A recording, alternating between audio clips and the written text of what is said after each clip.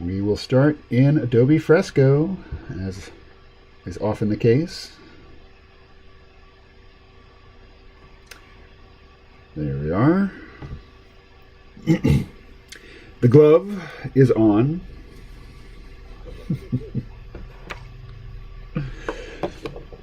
I have it on good authority that some people think the glove is sexy.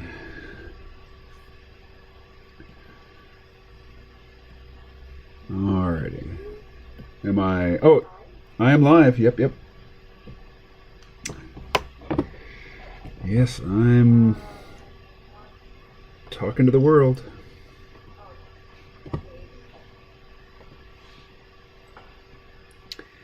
Alright, and I'm refreshing the chat window. And I will type my customary good morning, everyone. What's everybody thinking about today?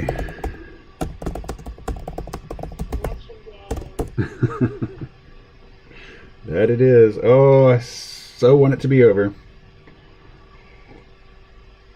But it's not going to be over. It won't be over today. We will not know who the winner is for quite some time. Well, except for in the year 2000, when it went for weeks all the way to the Supreme Court.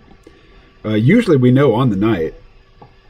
Yeah, in the year 2000, it was Al Gore versus George W. Bush, George W. Bush, and it was super close, and it all came down to Florida, and it all came down to one county in Florida, and there were problems with the voting machines, and it wasn't clear, like some ballots weren't clearly marked.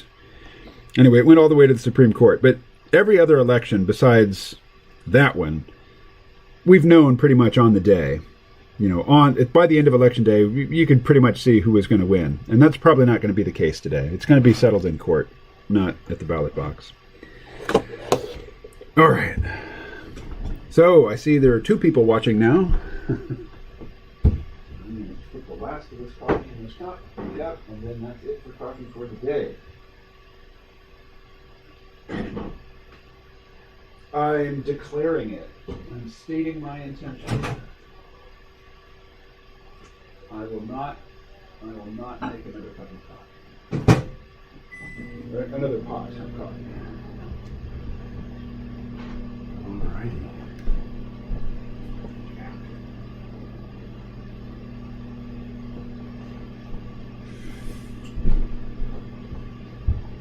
Alright, what should I draw first?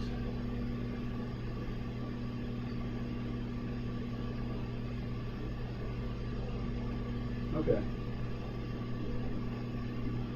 This shapes.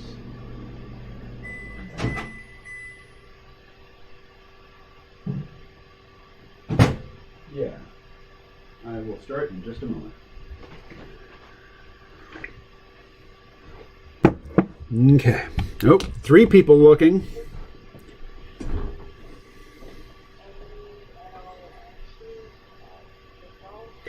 Am I anxious about the results of the election?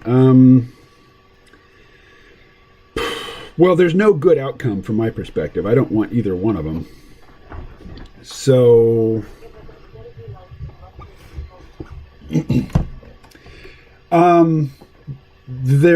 you'd think so, right? You'd think there is a clear lesser evil, but from my perspective, it's not clear. Who is worse? So, let's start with some lettering. How about some text?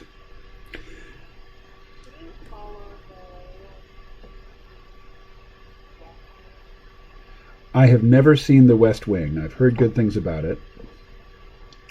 So The West Wing, as I recall, was on when George W. Bush was president. They're coming back? Okay, I'm not surprised.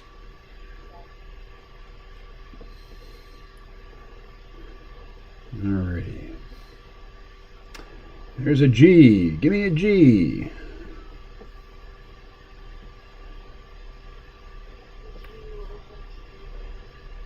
I did, yes. I did.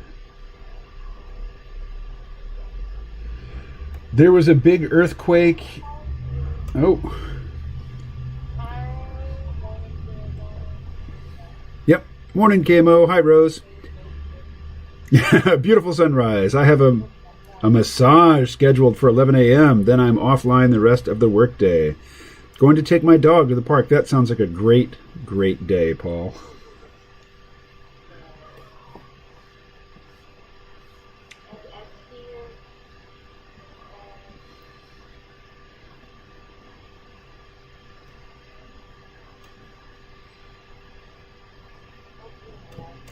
Good morning, Ed. And Rose is just in my ears today, but she can see the chat and she says good morning. And you guys don't have to listen to the barking dog at her end. Oh, it's all good. I'm not bothered. I like dogs. Don't necessarily like to hear them bark, but I like dogs. Yeah, or aggressive.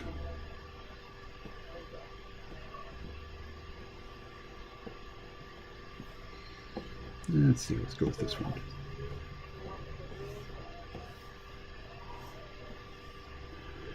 Oh, that's right. Ed comes in and listens at double speed until he's caught up. Don't want to miss a thing. So what is that dog barking at? Oh, what's that? Oh. It's WhatsApp. It's actually a message from somebody who isn't you. It rarely happens. Oh.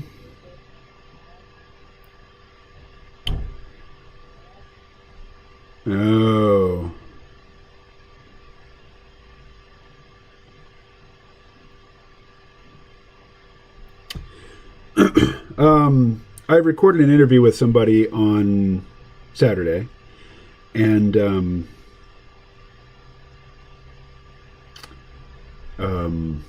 she's got some second thoughts now. She wants me to edit some stuff out before I release the podcast.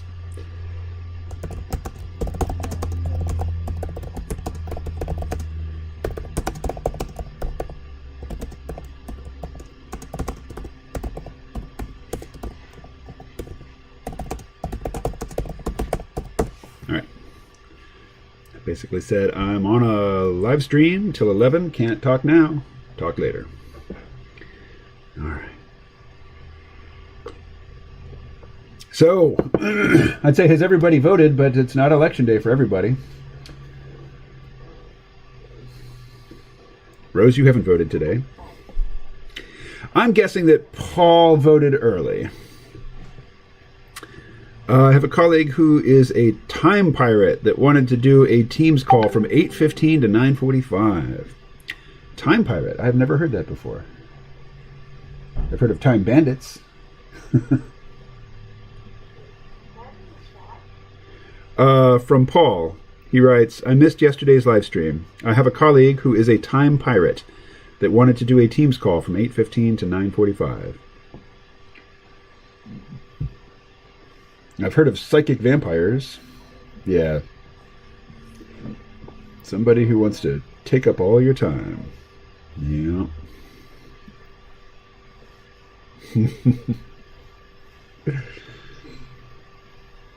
So, Rose sees the chat a few seconds before I do. So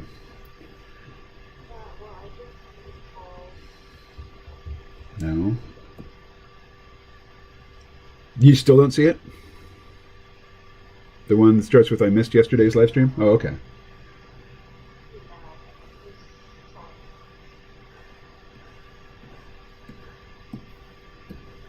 Alrighty, so for most of the live stream, I'm going to have to go back to Geb over in Clip Studio Paint. But I can spend the first half hour here in Fresco just doing loose stuff. So does anybody have any requests, suggestions for subject matter here?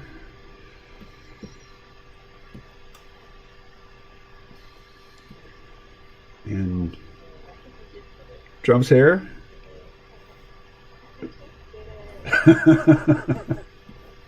He does have weird hair. I'll grant you that. I have drawn Donald Trump before. Let's see. I am... No, that was not mine. No. Yeah. I am now in a shared present with you, all caught up. All right. Well, you know what, Ed? You're never really in the shared present with anybody. Because, you know, speed of light, neural processing time. You're always getting caught up. Alrighty. New layer. Oh, I hear a dog barking at this end. It's Colby. Colby, yeah. I thought I could. Let's see. No, not anymore. He doesn't bark much. He's a very good dog. Let's see. How about... I never mess with the oil paints. Let's give it a try. Boom. You know, I haven't talked to Bonnie recently. I imagine she's a little bit irritated with me. She gave me some space in her garden, and now it needs to be cleared and cleaned up, and I haven't done that yet. So I need to... Yeah, she wants, you know, the remnants of my plants pulled up and disposed of. She maybe she plants a fall cover crop. I don't know. But I'm thinking that maybe her son or her son's partner may have... Why didn't I? It's just such an easy thing to put off. Because my daylight hours are devoted to other activities. But yes, I definitely need to get over there.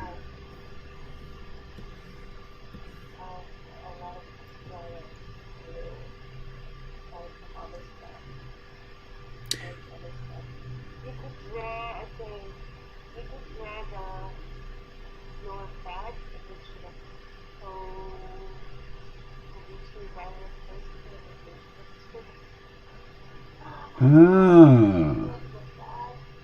You know, bats are really fun to draw. They're particularly their ears are very interesting to look at. Ed, you want to send me an image of a bat? I'll draw a bat. No problem. Why don't you send it via email? And I will draw a bat. Okay, so I'm just using one color here.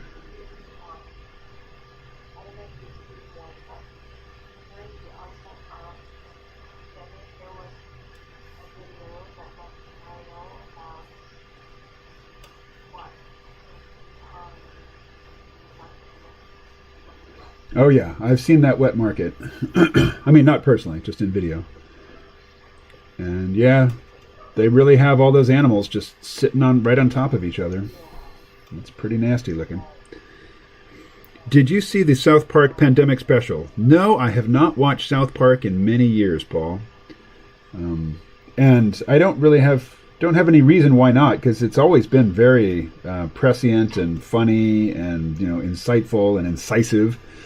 So, yeah, I don't really have any excuse for not following South Park anymore, but I don't.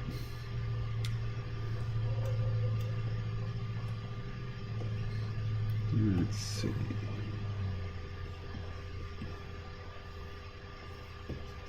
Huh. That doesn't seem to do anything. Let's try a different brush.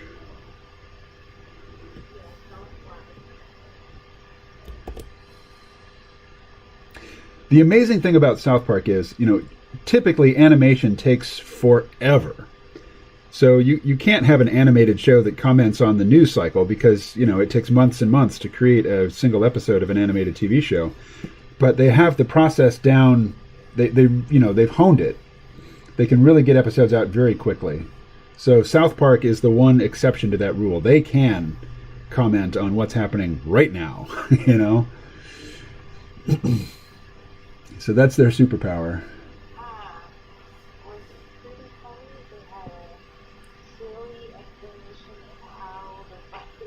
All right. Well, Rose says she wants to see that episode, and yeah, I do too. So maybe we can have a watch party sometime. There are tools for doing that. Yeah. Has anybody in the chat participated in an online watch party? Like I know JP, who does Egotastic Fun Time, he has watch parties all the time. And I think it'd be a lot of fun to tune into that. I just never do. You know, I'm always either working or playing my stupid little video games, which take up a ridiculous amount of my time. All right, let's see. Let's throw in some fuchsia. That could be good and ugly. All right, so yeah, this is. I've never messed with the watercolor or the oil paint tools before, so it's interesting. I have very little real life experience with oil paints, just because oil paints are expensive and messy. You know, you need turpentine, and canvas is expensive. I mean, even before the digital era, I was mostly working on paper or Bristol board or poster board or something like that. But I have done some oil painting. I took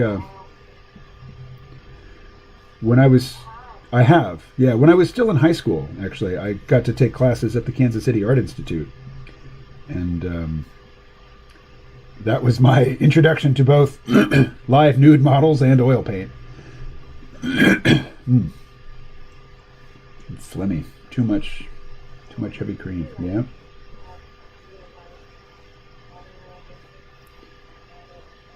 Yes, ma'am. Yep. Or painting. All right. Let's go with a new layer. Let's see.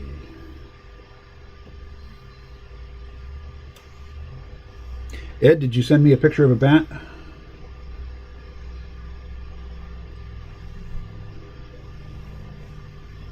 Hey, Paul, have you seen The Mandalorian? Right out of the gate, they were throwing down some hardcore Star Wars member berries. Member berries is a South Park reference.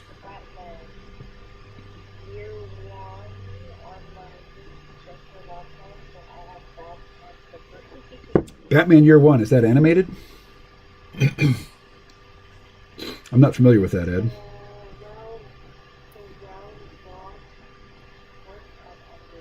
Oh, good. Interesting. Well, maybe I'll check it out. All right. So I think, I didn't mean to, but I think what I drew here just with the selection tool, and I filled it in, I think this is a cobra. Let's see. I'd like to look at a picture of a cobra. We can do a cobra and a bat. Yeah, okay. Rose says she doesn't want to look at a cobra. So, there'll be no cobra. Oh, but here it is coming anyway. Oh, no.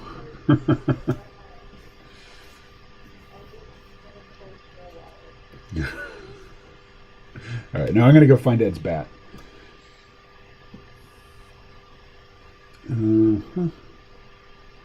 Oh, that's not what I meant to do.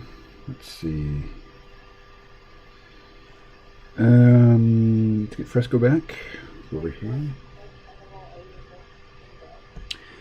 I don't like spiders. I don't like centipedes. In terms of fear for my life, sharks, you know.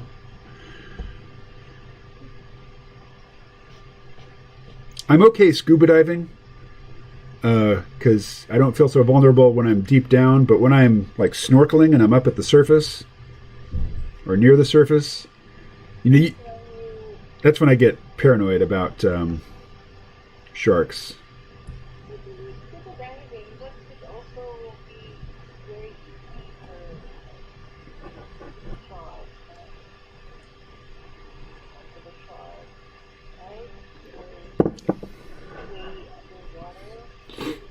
Yeah, but the shark is an ambush hunter.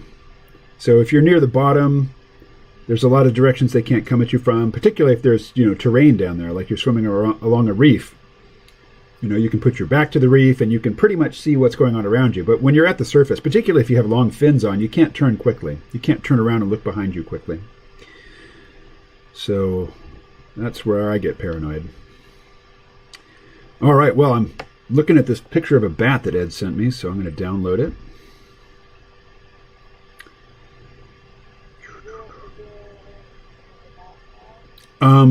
Yeah, Ed sent me one. I have downloaded it. I'm going to import it here into Fresco. And it's going to be here in downloads. There we are. Ooh, look at that guy.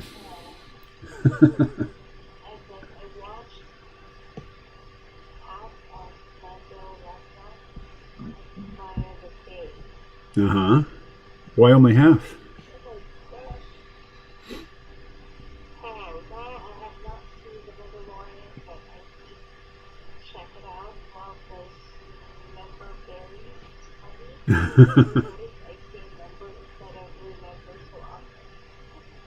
Remember that? Oh, look, it's the Sand People. Remember the Sand People? Remember the Sand People? Remember the Sarlacc? Remember the Crate Dragon? There's an episode of South Park about member berries. About how owners of IP sort of use your childhood memories against you. What am I doing? What am I looking for? I'm looking for the chat. That's right. There we go. See.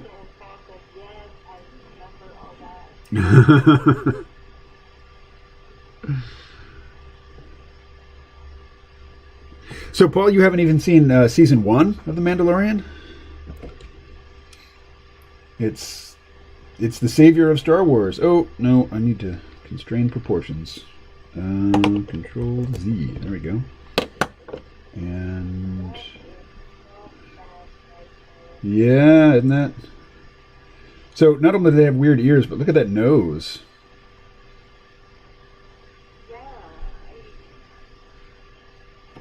All right.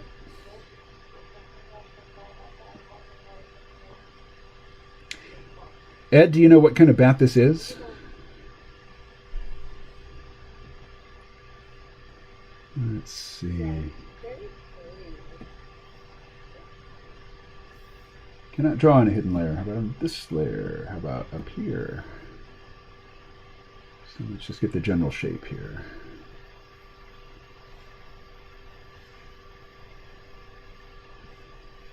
Wow, it's really hard to find the defining edge of the critter because of all the hair.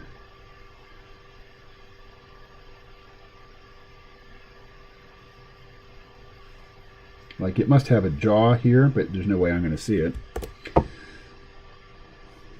So, wing, which the wing is basically its arm, so it's going to have a scapula up here, shoulder blade somewhere. And then it gets really weird because there's the membrane, but the bone actually goes down this way. A joint here, probably 2 bones here, like a radius and an ulna.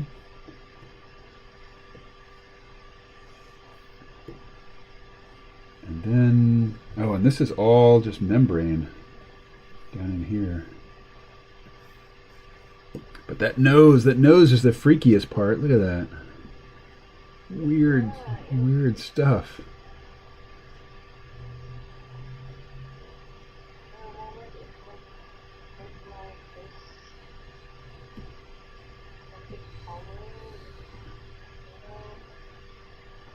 Okay, since Les isn't here to turn the conversation in a crude direction, I'll just say there's definitely some labial action going on here in the nose.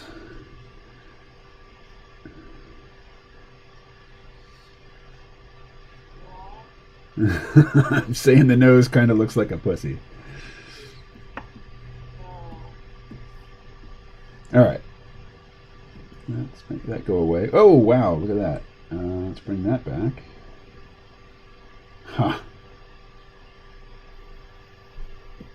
Okay. Let's just start a completely... No, we won't do that. We'll just go back to the bat. Okay.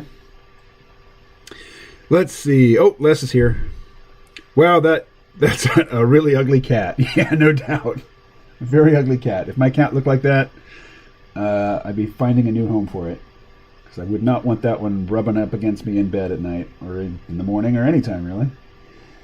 Okay, so this layer, go away. This layer,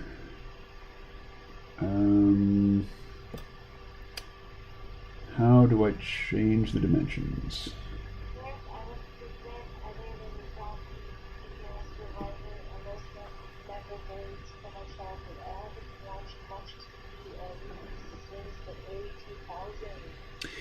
Good for you, Paul. Avoid the TV. Although I just finished watching Barbaren, which is a German language Netflix original film about the defeat of a Roman legion by German tribesmen in a forest in a very famous battle. And the barbarians handed the Romans their ass and said, "Get out." And the Romans couldn't believe it because they were just, the premier fighting force of the time. How do I change the size of this? Maybe I have to select it all. Come on. There we go. And then transform. Yes. Nope, cannot transform selected content. What? On this type of layer. All right. So, Mr. Bat, you go away.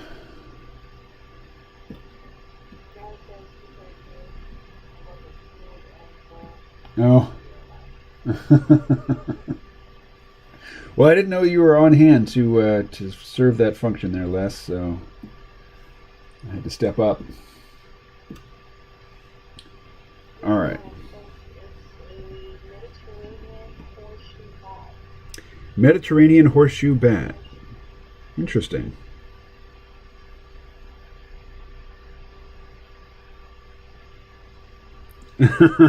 For the record. Gotcha. Let the record show. All right.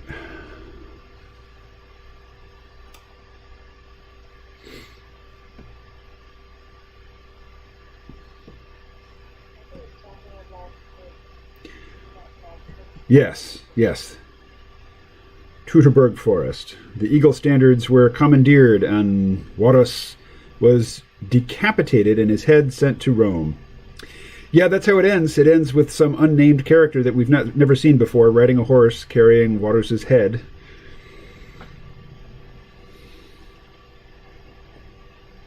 I thought it was an odd choice for a closing image, rather than our characters. So, the bat. You know what? I'm going to have to search out some bat anatomy here. A little reference. Let's go bat anatomy. All right. Here's a very cartoonish bat anatomy. Loading. There we are. Huh. All right, that's not a good way to view it. Here. All right. So, I'm just going to very roughly copy this thing I'm looking at on a different monitor. So here we've got the bat's torso and its head. And of course they have big old ears, because they have to pick up all that echolocation.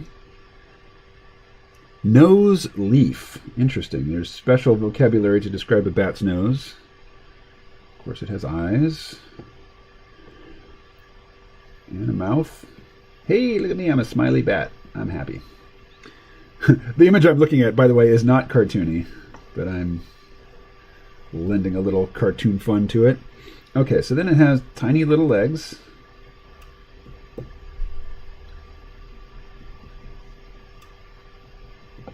And then the interesting part will be the wings.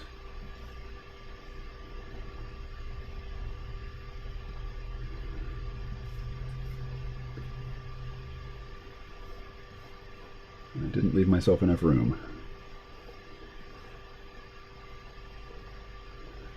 Alright, and it has a tail. So, this is like the humerus, the upper arm. And this is the lower arm. And then that's the thumb right there. I know you guys aren't seeing this in real time, but maybe my words will make sense when the image catches up to the audio. Yeah. And then we have membrane that links the tail to the leg. And then the leg to this long extended finger.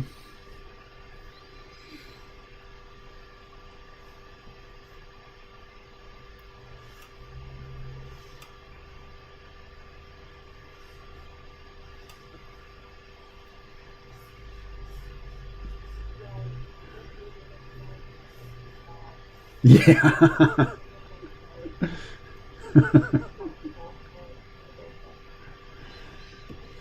Yes. How about this?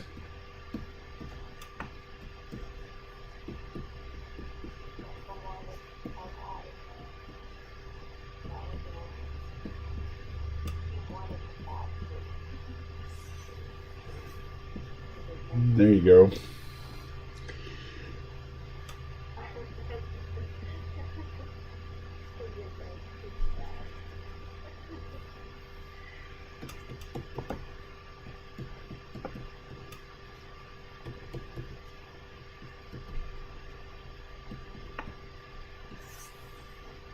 There we go.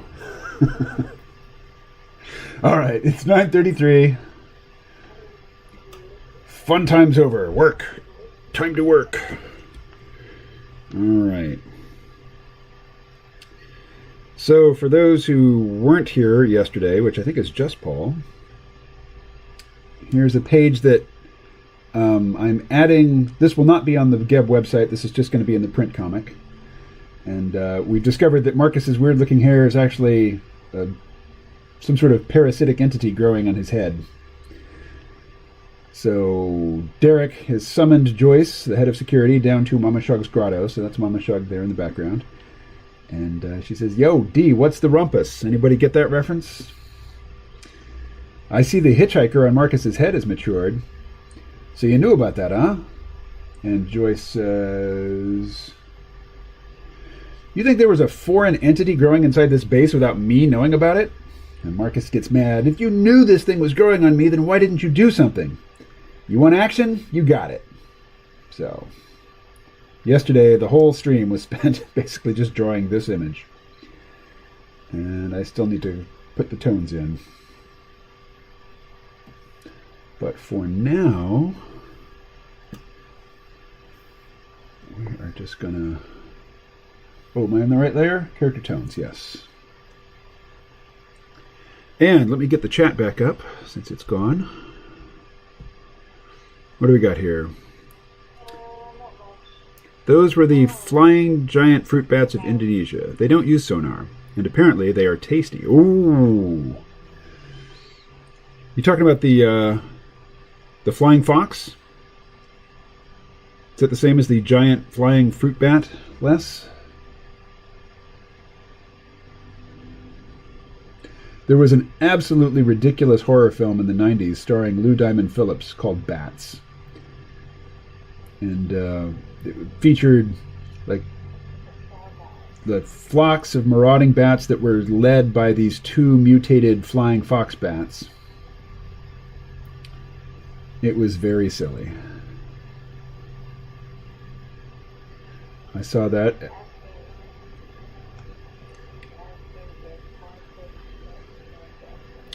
I don't know.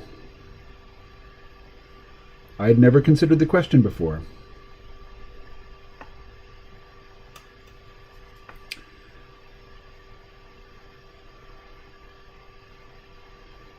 All right.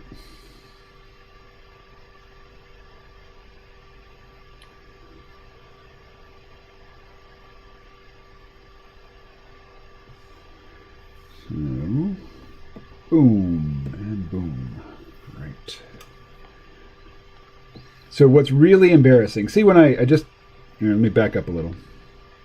So I take the paint bucket tool and I just drop in a bunch of tone. Great. But it goes right up to the edge of where another tone is, and then it leaves this white sort of hairline, line. And it's really embarrassing to see those lines in the print comic. So I have to go in and very carefully remove them like this. All right.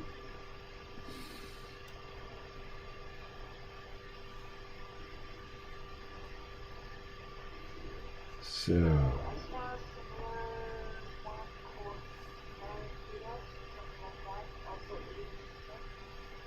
Oh, Barracudas. I don't remember that one.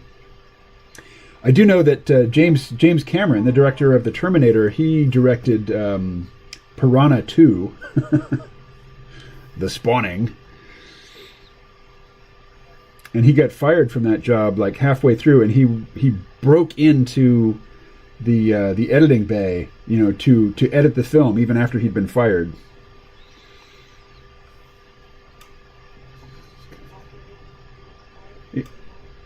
He still wanted, his version of the film made. So he broke in to do the editor's job. No. Ticks. Wow. No, I didn't see Ticks. Have I seen Attack of the Killer Tomatoes? Yes. Not recently, but I have seen Attack of the Killer Tomatoes, yes. I think DeForest Kelly... No, that's Night of the Lupus I'm thinking of. That has DeForest Kelly in it. What's that? Huh. Okay, what am I doing? Let's find a full... Oh, this is the only one. Okay. Talking to myself, sorry. Blah, blah, blah.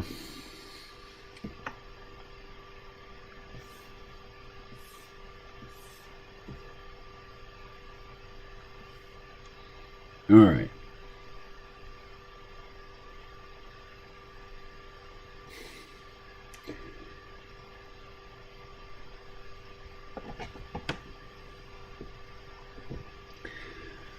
So what's everybody doing now?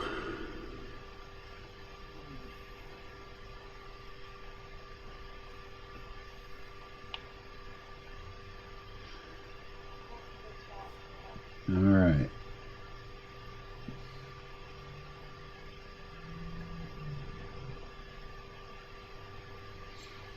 So speaking of Barbarin and the Battle of the Totenberg Forest, I watched a video by a guy who's, his passion is Roman history. And I'm thinking from his accent that he is Italian. And he said that the armor and the weapons and the costumes were really excellent. Like they'd clearly done some very detailed, in-depth research on what, Roman legions in Germania would have looked like. What they would have worn, how they would have organized themselves. And he was going to do a whole separate video on the Latin that the Roman characters spoke. He said that was really excellent.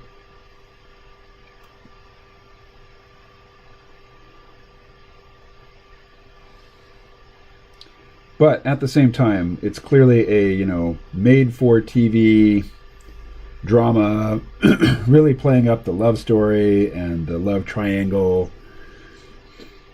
really playing up the interpersonal dramatic dynamism. Title is, I'll type it.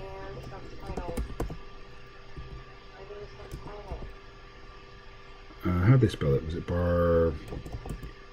Baron, I think is the name.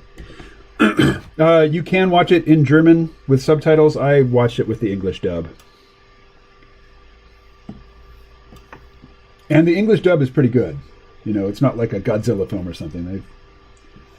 I'm guessing that, since it's a Netflix production, they put more money into the dub, hiring good actors for the dub than they would, than is normal.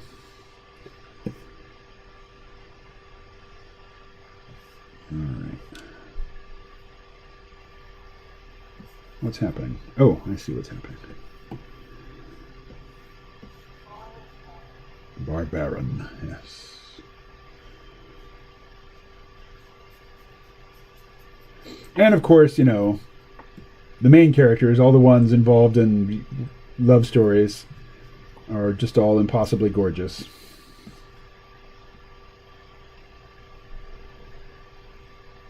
One interesting aspect of it was there's a woman character who pretends to be a shaman in order to recruit one tribe who is extra religious.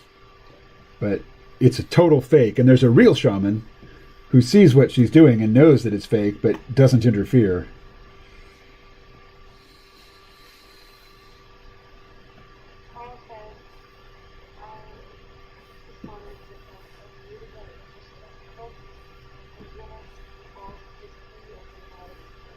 Ah, who's that by, Paul?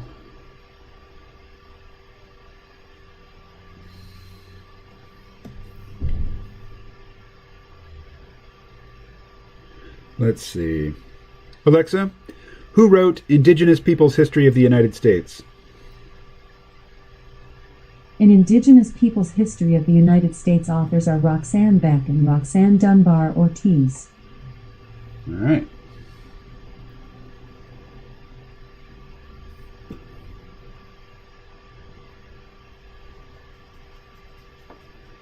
I suppose if it's a close-up like this, I should really put in some teeth. Maybe I'll just do it in a shading. Let's see.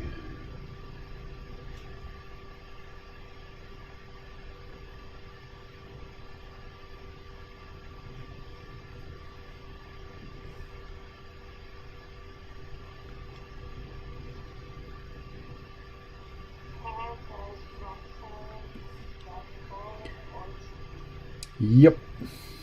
Got that from Alexa.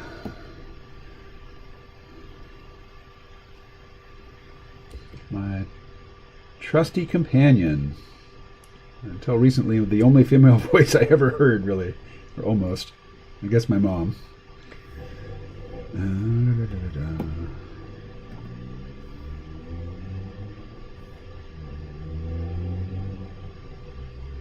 So here's something I discovered recently.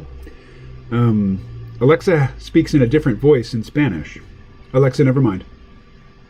Okay, here's translated. Alexa, stop. Hear you soon.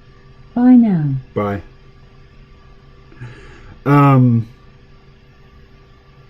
Alexa, what time is it? The time is 9:44 a.m. Alexa, ¿qué hora es? Alexa, ¿qué hora es? Son las 9:44 de la mañana. Hear the difference? It's a deeper voice.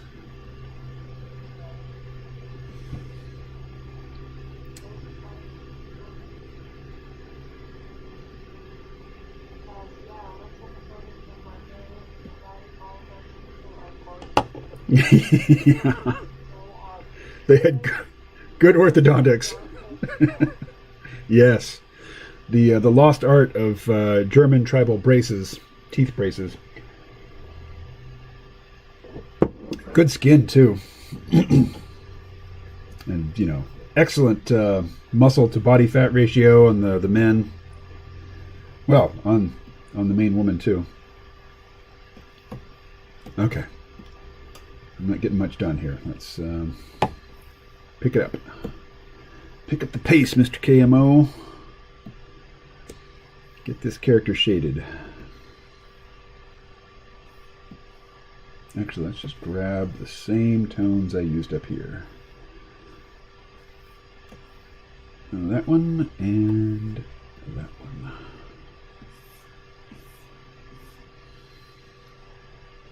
And we'll start with the dark.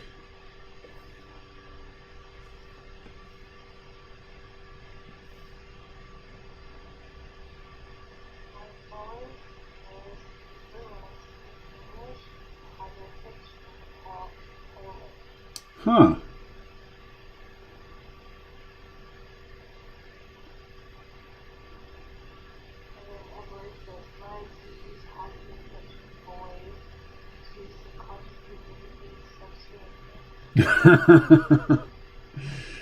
So Les is subservient at home, but when he goes abroad or speaks to people in English, he gets more assertive.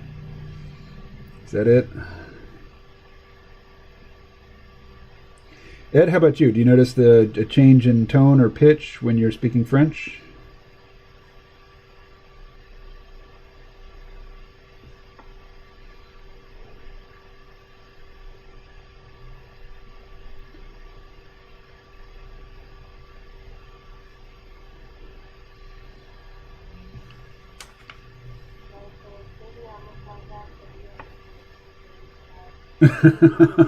Good luck. Yeah.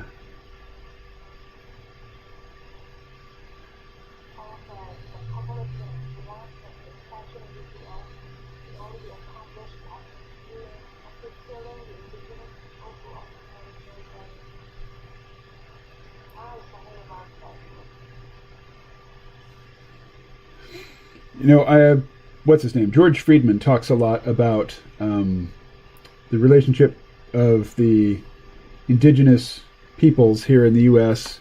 to the Europeans when they first came, and the different tribes. And they weren't, they were more than just tribes. Like the Comanche were a full-on empire. They didn't really see all of themselves, living together on this continent as one people. And so, some native peoples saw the Europeans as potential allies to help them fight their traditional enemies.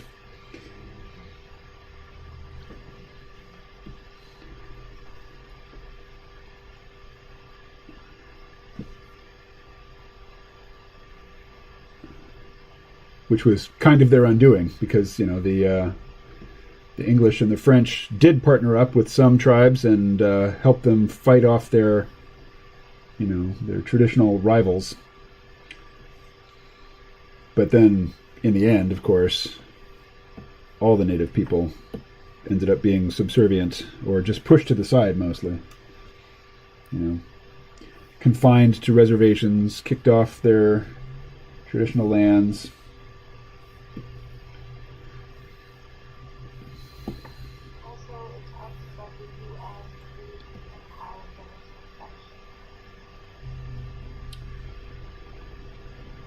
Well, there was a strong anti-international or anti-interventionist bent in American politics. I mean, there always has been.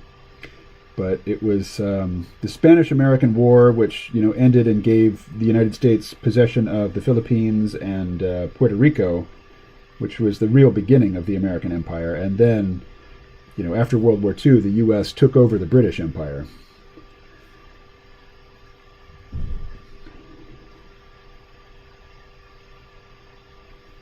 So you could make a case that there's always been an imperial tendency in the U.S., but it's certainly kicked into high gear in the 20th century.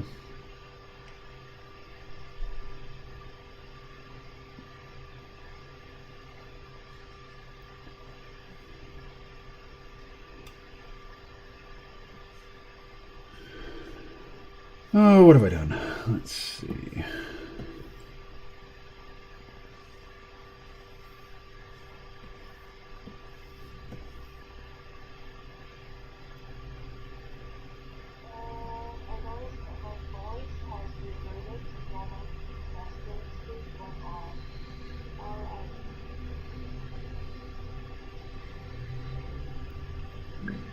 I noticed that my voice has reverted to normal, deep, masculine state when on LSD. So, is your speaking voice not normal and natural most of the time there, Paul?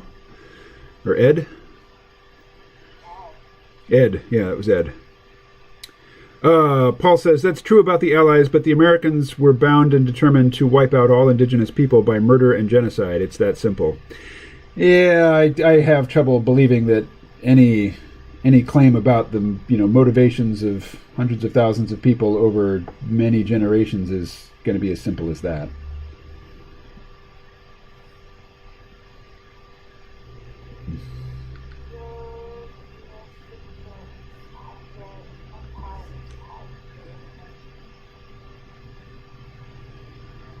The 19th century? Maybe the very, very waning years of it.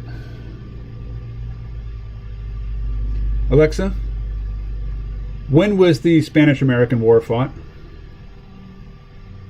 The Spanish-American War started on April 25, 1898 and ended on August 13, 1898. Okay, so that's like the last couple years of the 19th century.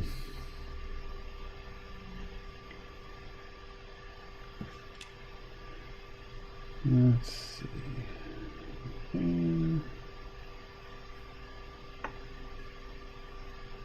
All right.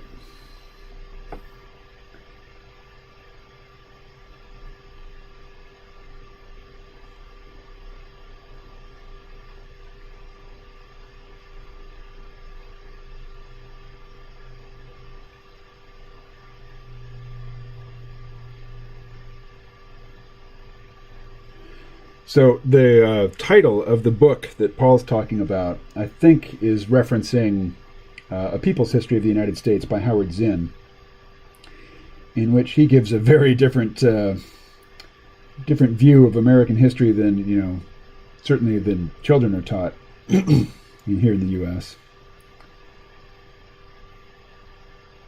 Like, for example, he tells the story of one of George Washington's men, a conscripted man who had been sentenced to corporal punishment. He was going to be whipped for some offense.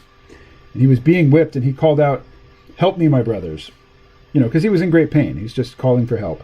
And Washington interpreted that as the man citing insurrection. And so they, his punishment went from a whipping to a hanging. They hung him right then and there because he called out for help while being whipped. So it certainly changed my opinion of George Washington.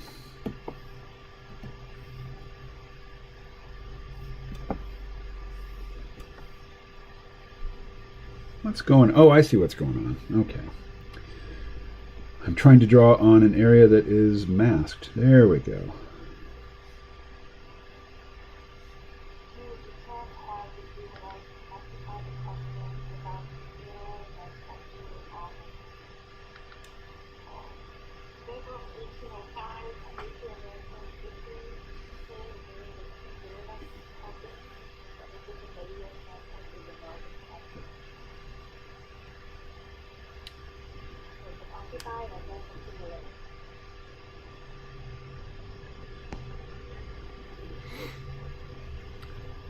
After 2 years of minor confrontations, sustained action began in June 1803 when a small U.S. expeditionary force attacked Tripoli harbor in present-day Libya. Yeah, the U.S. Marine Corps anthem references that. From the halls of Montezuma to the shores of Tripoli. In April 1805, a major American victory came during the Derna campaign, which was undertaken by U.S. land forces in North Africa. Dude, you can't have the U.S. occupy the continent without killing and subduing all nations in between.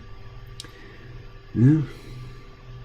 Oh, I read that book, Paul. Thick as a brick. Interesting book, but also biased. Zinn was a hardcore liberal self-deprecator and ashamed of his nationality. Still a good book. Yeah, for me, it's like, what is that new show? Democracy Now! It's like, in general, I don't much care for the tone. It seems excessively anti-American, particularly given the alternatives. But at the same time, you'll hear stories covered there that just don't get covered really anywhere else. Let's see. Is it the same tone? Yeah.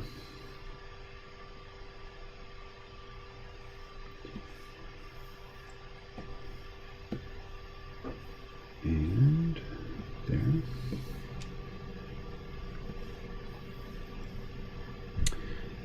Let's try this. And a...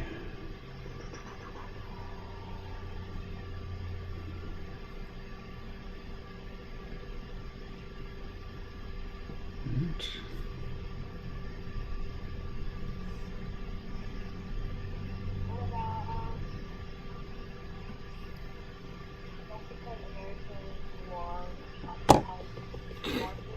Monterey, yep. Yep.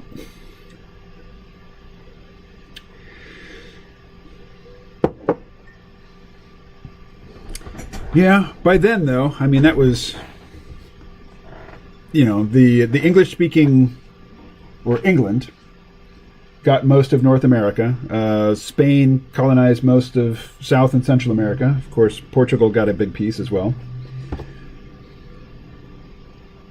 So yeah, I mean, at that point, the European powers were carving up the New World, and that was a contest between,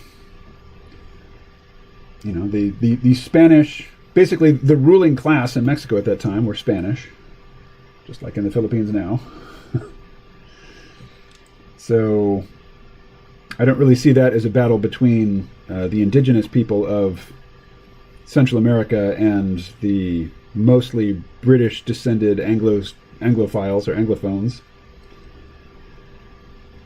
But yeah, I mean, if you look at the 18th century and you say, who are the major imperial powers in the world, you're going to, or the 19th century, you're going to look at Britain, you're going to look at the Netherlands, you're going to look at France. America was a small player at that time. And, you know, that you can see that by just how famous all of the engagements that that Paul just listed are. I mean, there's just so few of them. They're very well known. Hey, Rodney, how you doing? We're talking colonialism and the extermination of indigenous peoples on the North American continent. Fun times.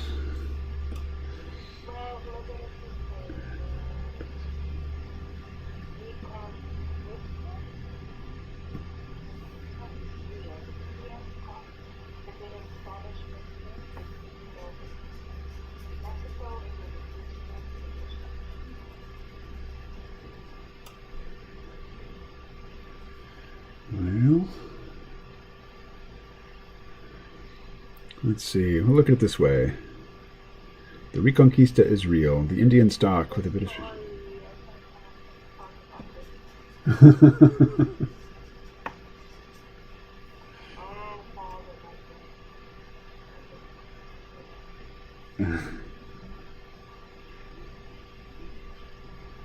Oh, it's all good.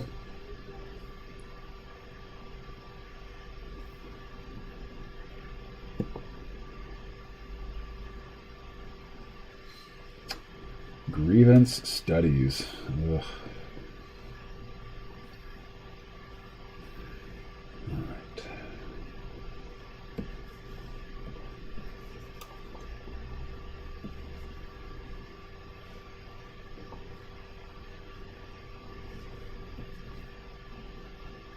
Nope, not like that. How about like that?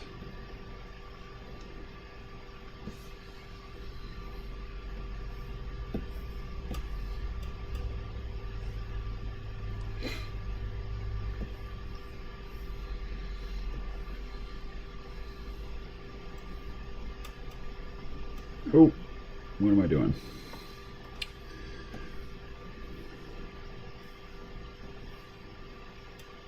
That's what I'm doing.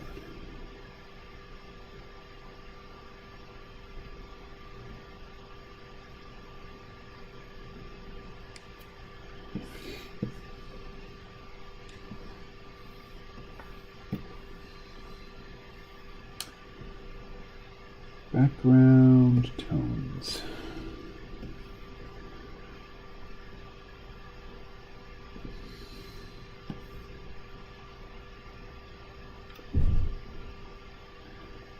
Let's see. Yes. Yeah, that's the. Yeah.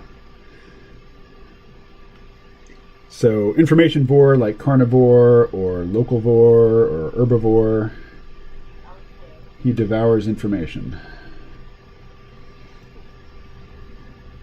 And yeah, I have the same thing where, yeah, well, I'm definitely like that in the way that Paul is describing, where I remember a piece of information, but I don't remember the source. It happens a lot with quotations. I can mostly remember a famous quote verbatim, but I don't remember who said it.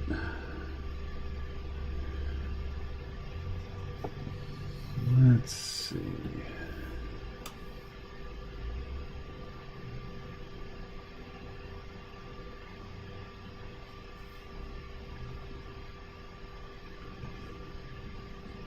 All right. Since we're on the background, let's go with something really dark, like that. Put it behind her.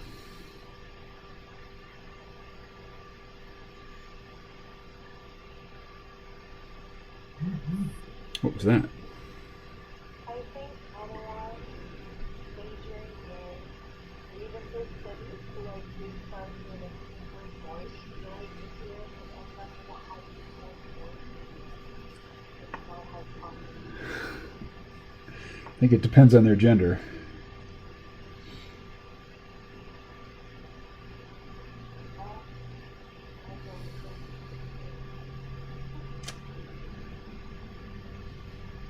Yeah. I'm just not going to say anything at all on the topic of grievance studies.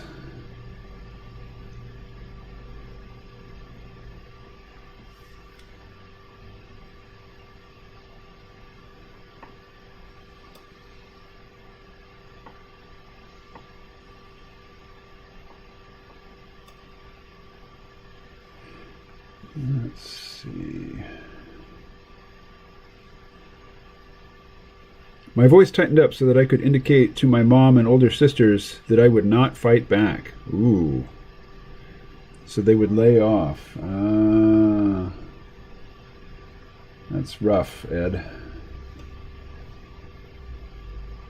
I have no sisters, so can't really relate. And my mother was the... What about me? Rose?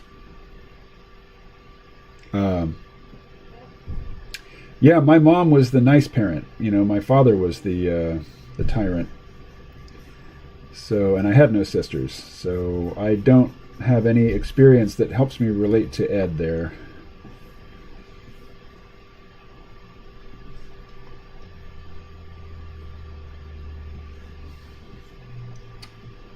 All right, so let's do this.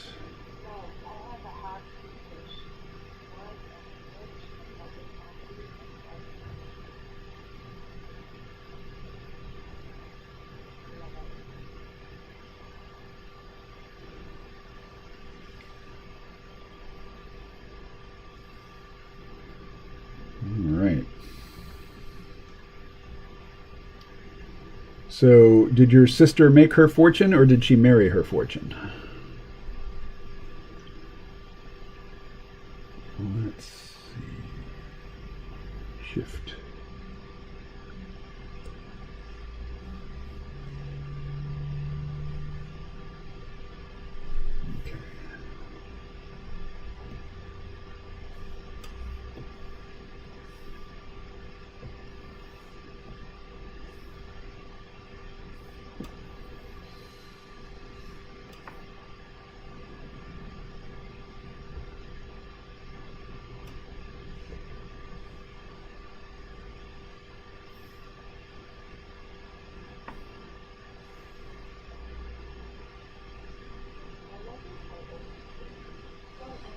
Okay. Okay.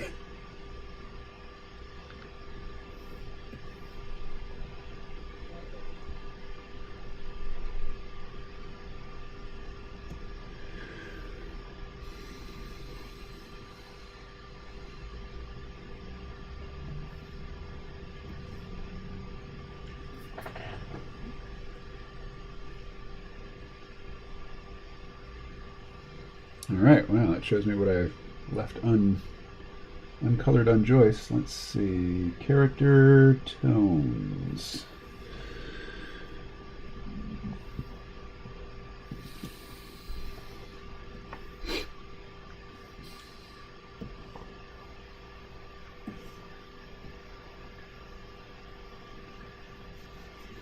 What else we got?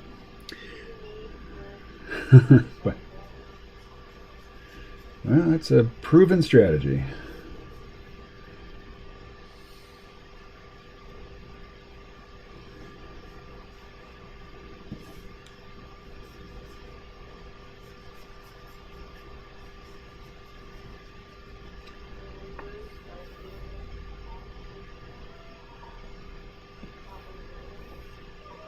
I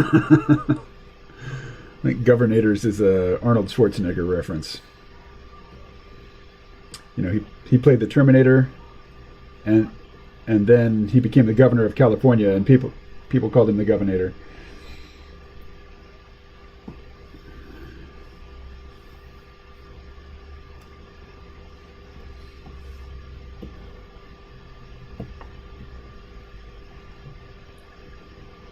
All right. Yeah, it's a bit more difficult for a man to marry a fortune, but it happens.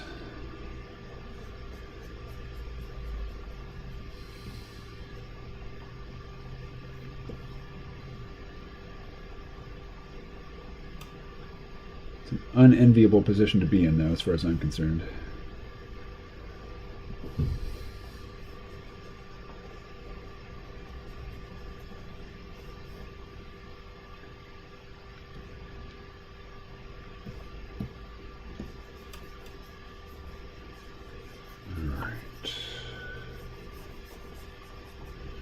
Let's get a bigger brush. This is too time consuming.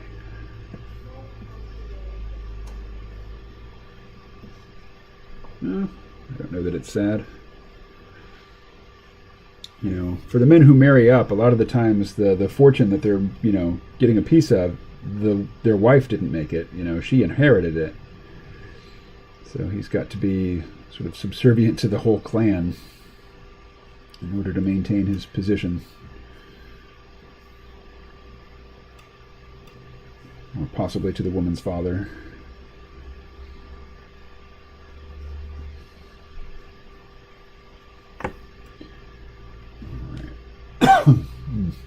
Nope, just a cough, don't have COVID. That's what we all have to reassure each other these days. No, it's not COVID, it's just me coughing.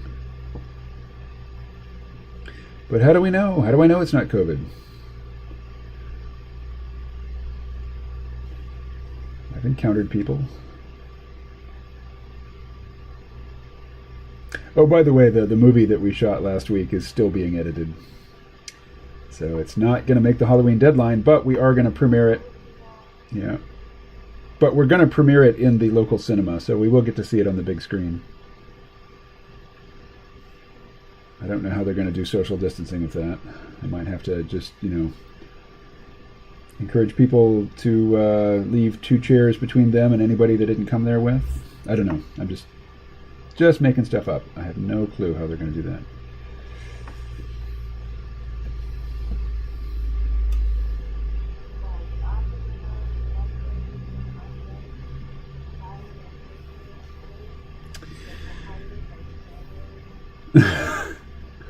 Well, that's a bad combination there, Les.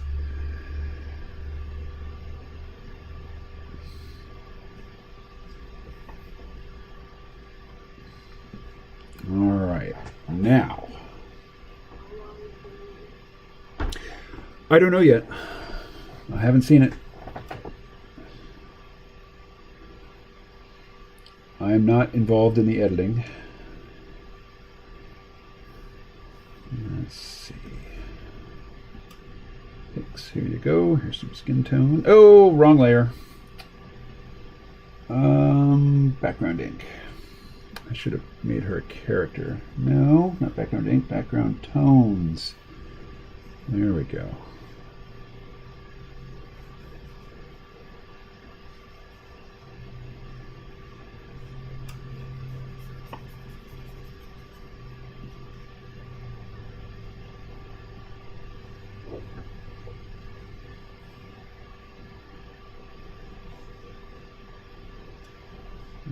Alrighty. What else we got here?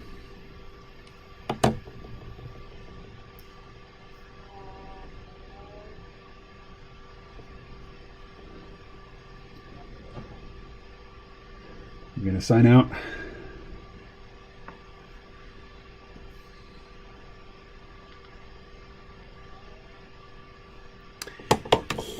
Good friends in the chat, I'm gonna mute for a moment and say goodnight to Rose. Be right back. Because I'm hitting mute and everything's gonna go.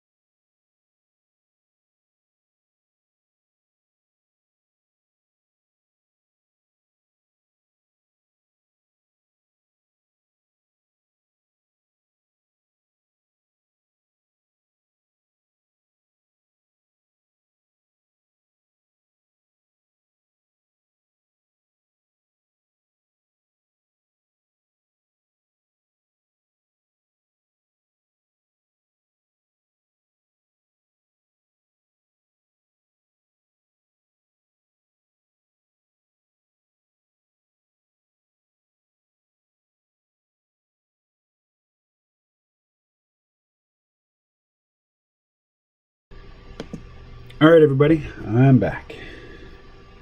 Let me find the chat.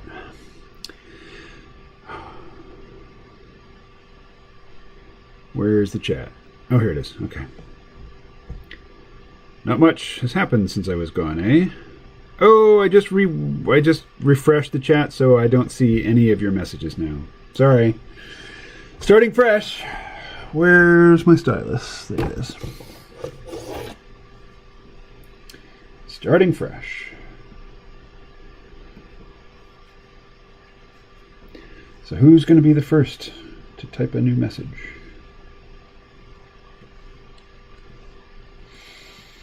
Alright, so now this background. Oh my goodness, how is it going to work? How about...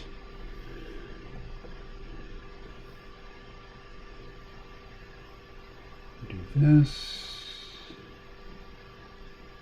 to here.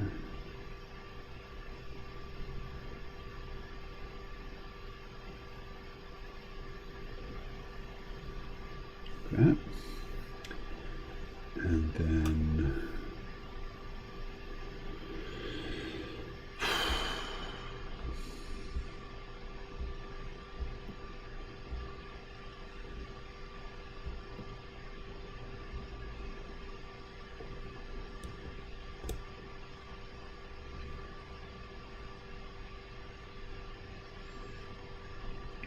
Let's do this.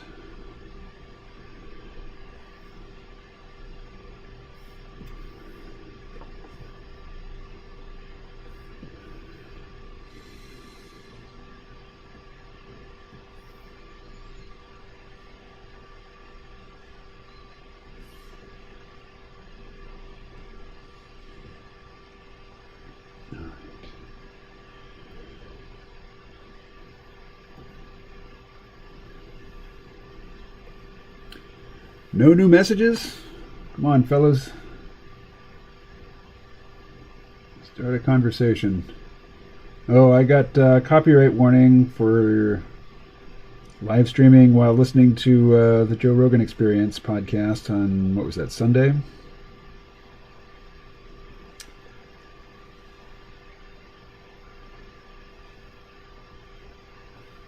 Huh?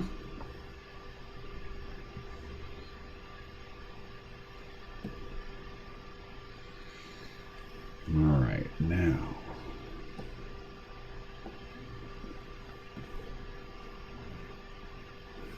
This will make Mama Shug that color. All right.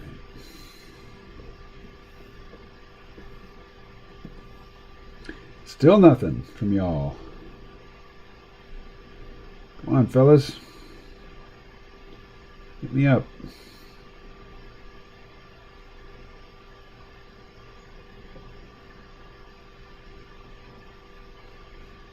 Here's something. I heard Joe Rogan moved to Austin. Yes, he did. So the episode that I listened to featured Alex Jones and an Alex Jones acolyte. You know, because Alex lives in Austin as well, and he and Joe are longtime friends. And it's always hilarious when they're, you know, when Alex Jones is on the Joe Rogan Experience, because Joe is always trying to get Alex to like slow down and support his statements, and, you know, not just throw a whole bunch of stuff out, you know, so that there's too much to try to scrutinize. And in this one, it was particularly funny because it was October, and Joe Rogan observes Sober October, so he was, you know, straight as an arrow, and Alex Jones was getting shit-faced drunk. You know, it was a 3.5-hour podcast, and Jones drank like more than a half a bottle of whiskey. He was really drunk. And he was trying to get Joe to drink, and he was trying to get Joe to smoke pot, and Joe wouldn't. And so Alex was the only one drinking. And he just got hammered over the course of that podcast. And then toward the end admitted that he had a drinking problem. And that he'd made some progress against it for like 4 months. He wasn't drinking. And then he started drinking, you know, more moderately. And now he's just back to full-on, you know, drinking problem. And Joe was trying to convince him to, you know, hire a dietitian and hire a personal trainer and get in good health. And Alex Jones is in pretty good shape. I mean, he's, you know, carries a lot of body fat, but he's a former football player, and he's very muscular, and I know he does exercise. But if you're drinking large quantities of hard liquor every night, you can't fix that with exercise.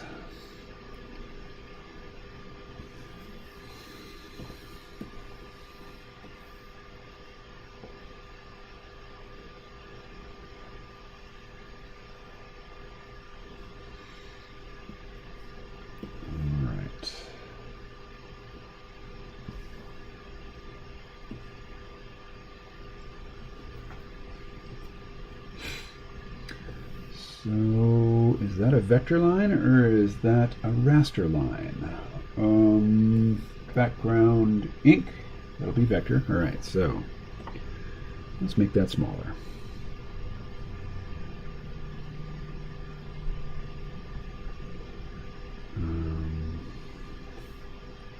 Just vector line width. Narrow this one. Is that working? Yeah. There we go. That's better. Less distracting. All right, let's go to character tones, and let's work on Marcus for a bit here. Let's grab the tones for his snakes. So the highlight tone is this one.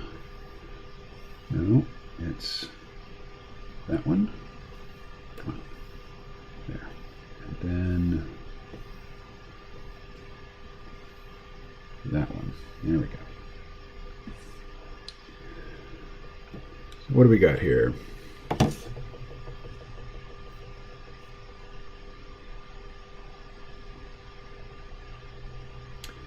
Let's see, character ink. Maybe you're talking about. Okay, yeah, I see what you're saying. If we get rid of that.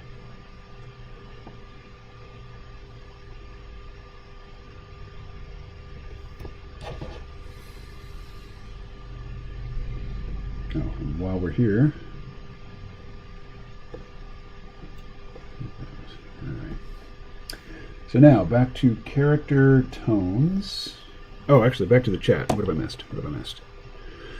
I heard Joe Rogan moved to Austin. Yep. I remember Alex Jones and Joe on Austin Public Access Channel back in like 2006. Wow. They were smoking weed on camera. I thought it was too cool back then. Didn't Rogan complain about Alex talking behind his back about him or something a year or so ago? Not that I know of. It's amazing they are...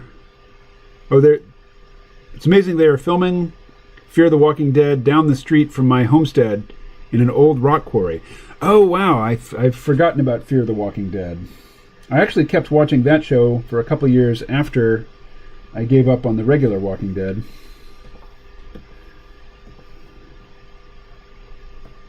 Oh, shoot. Wrong layer.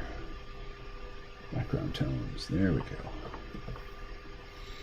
All right. Character tones. Oh, shoot. What did I lose? I lost that.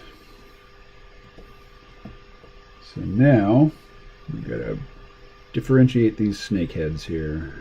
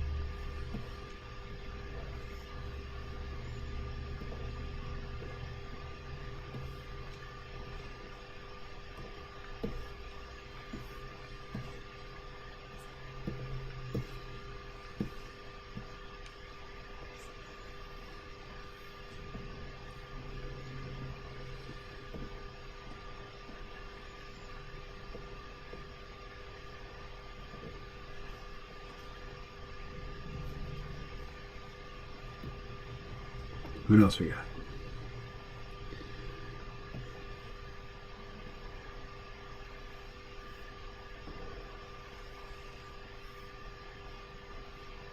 So, Paul, have you kept up on Fear the Walking Dead?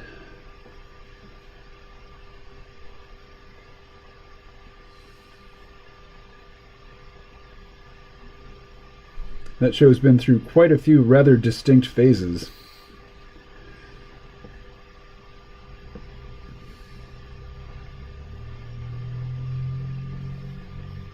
No, too much.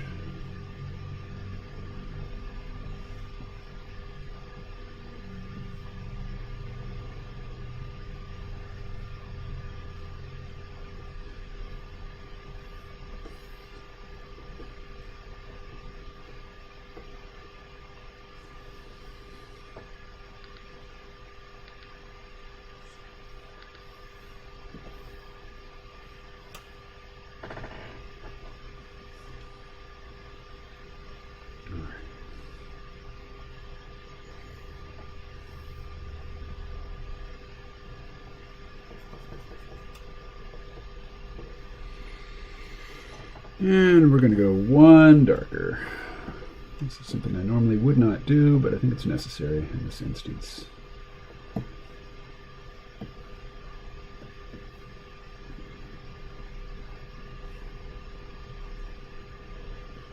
There we are. And now,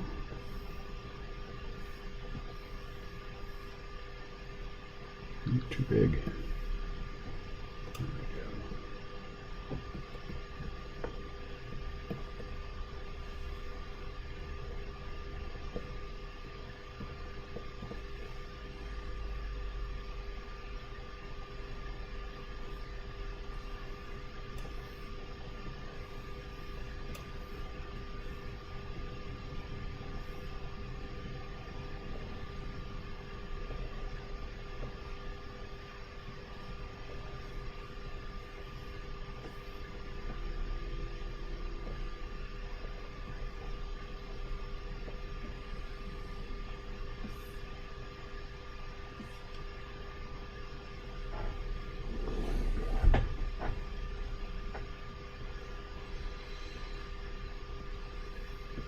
Now, about something like that.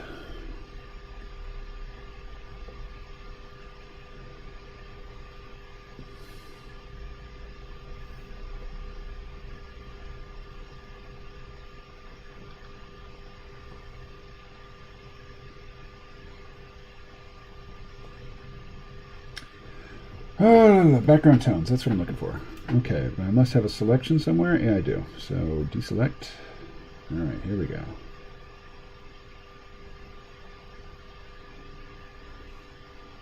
That's too dark.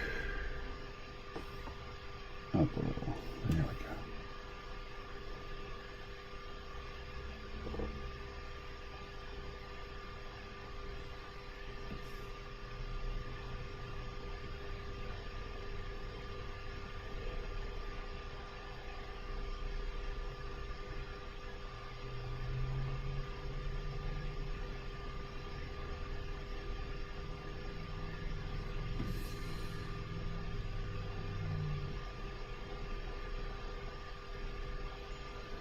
All right, background ink.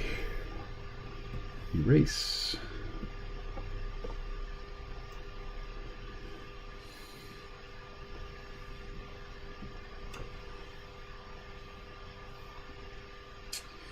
All right, background tones. Continue.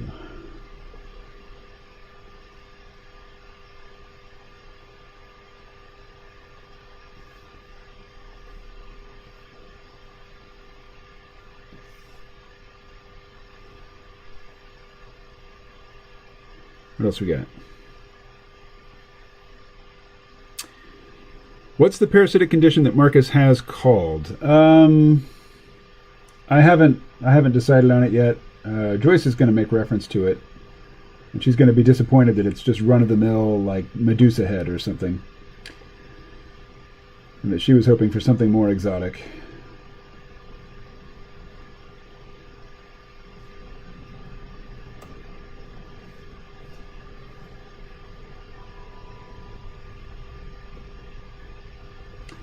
Let's see, is that path closed? Well, one way to find out. It's just, yeah, there we go. Awesome. That one's not closed. So, where am I missing it?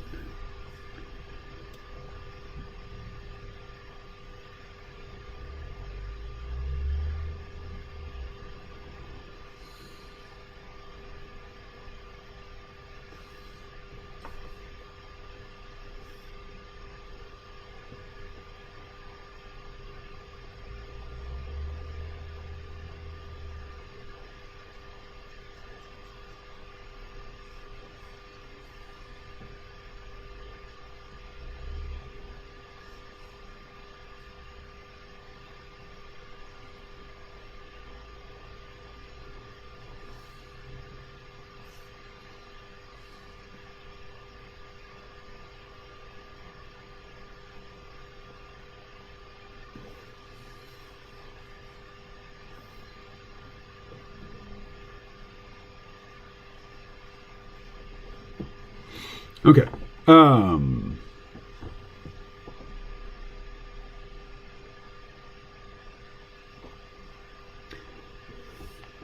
Yeah, it's completely different than when it started. The main character has changed, but I don't want to give it away in case someone is not there yet. Yeah, I'm way behind. Last I remember, Nick died, and his sister Alicia was kind of turning evil in response, vengeful.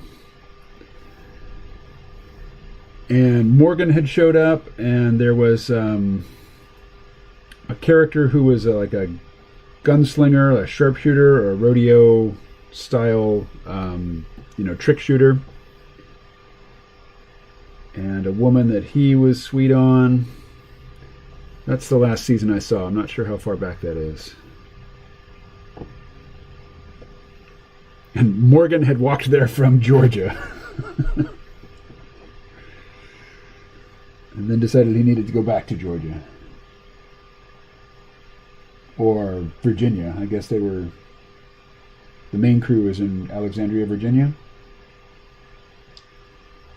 Oh, come on. What am I looking for? I'm looking for background ink. Oh, there we go. Oh. All right.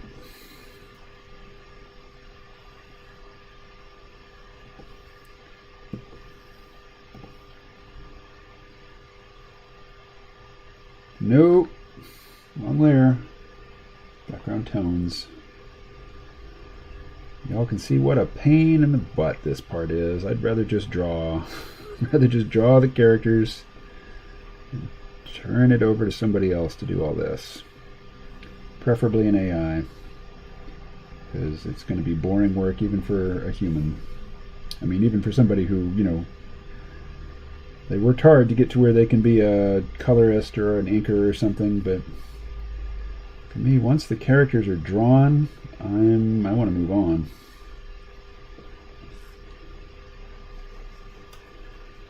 It's this stuff that makes these things take so long.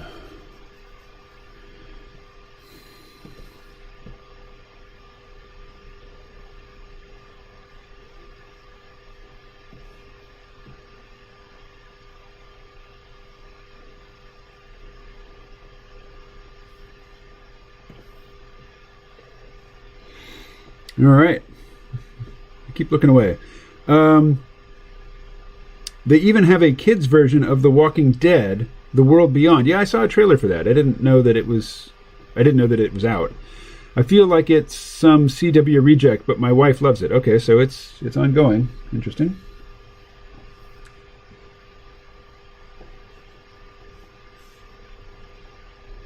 And that takes place long after the zombie apocalypse, right? Like, these are kids who were born into this situation.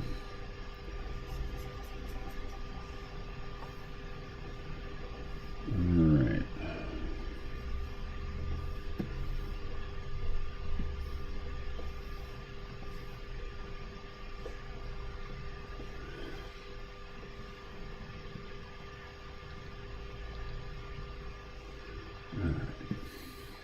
So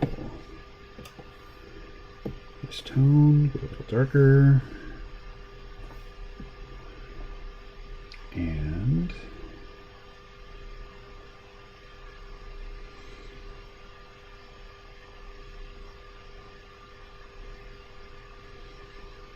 come on, what am I doing? Background tones. Oh. It is maintaining the focus and remembering which layer I'm on. It is tiring here.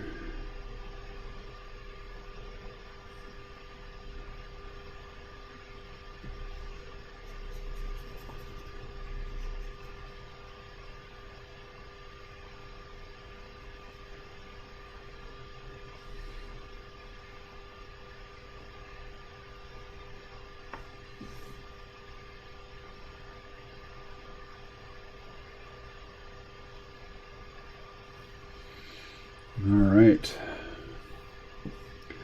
Paul, are you voting today or did you vote early? Oh, hey, Les has got some names here. Medusa lassus or Serpentine serpentiasis? Oh, Sean Connery died. Yeah, that was Wasn't that a few weeks ago?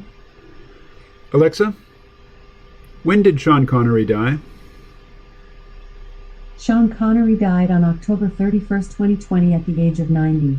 Oh, okay, so just a few days ago.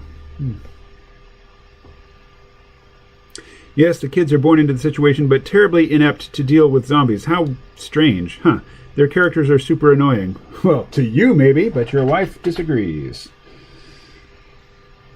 How's Abby doing, by the way?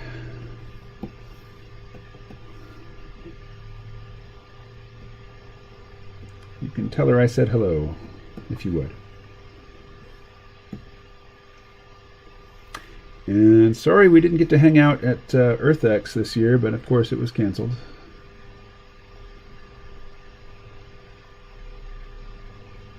Hey, here's a better idea. Instead of that, just do this.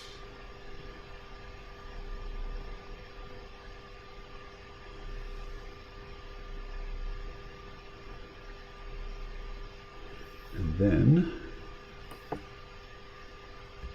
that. Ooh, no, that didn't work. Shoot. All right, I'm gonna do it the hard way.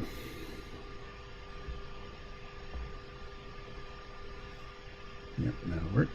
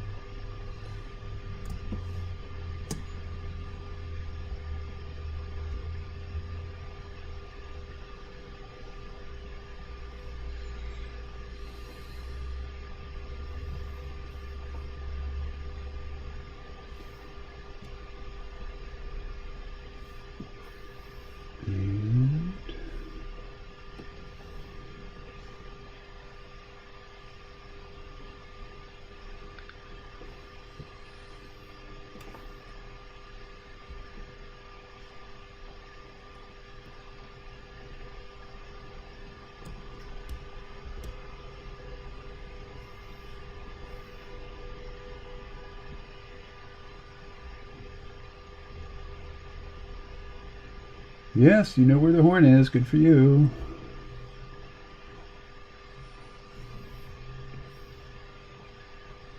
Now let's try it. Yeah, better. Okay.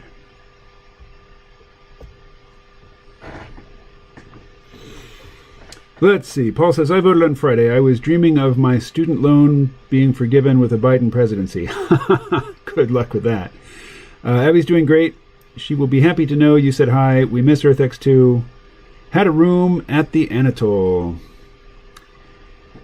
Yeah, you know, I never did get down to the gym at the Anatole Hotel, which is a shame because I hear it's a good one. I was too busy drinking and smoking weed.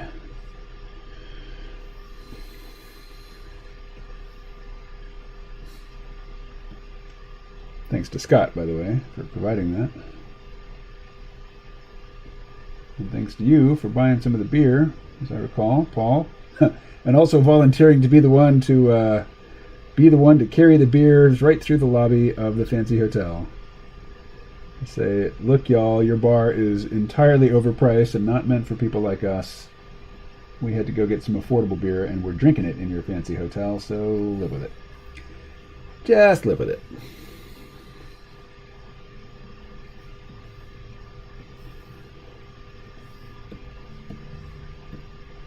Let's see.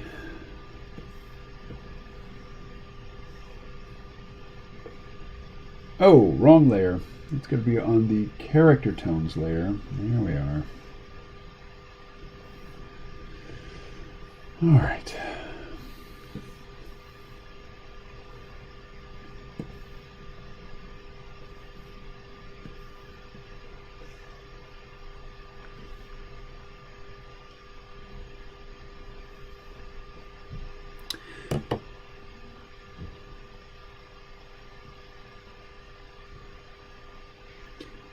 Mr. Johnny Roller says, delete subdermal records. Say more about that, Mr. Jolly Roller. Johnny Roller. Jolly J Roller.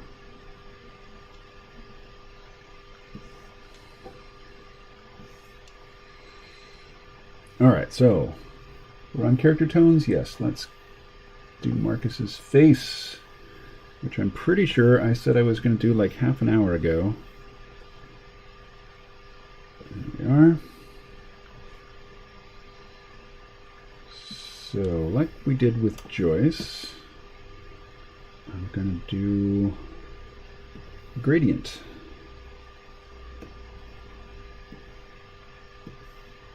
Like that. And then I'll take the shade color. Yeah, there we go.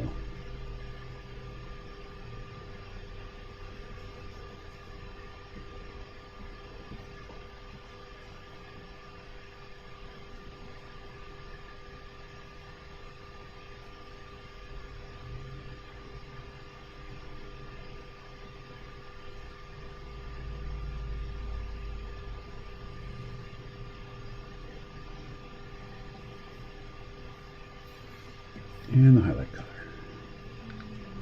Smaller brush, please.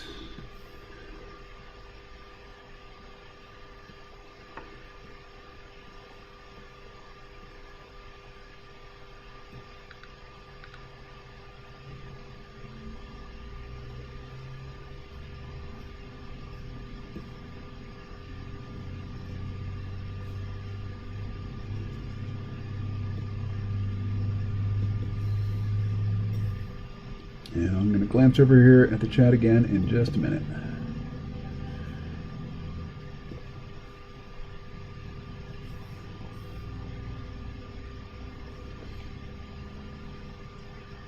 All right, let's soften all that a bit.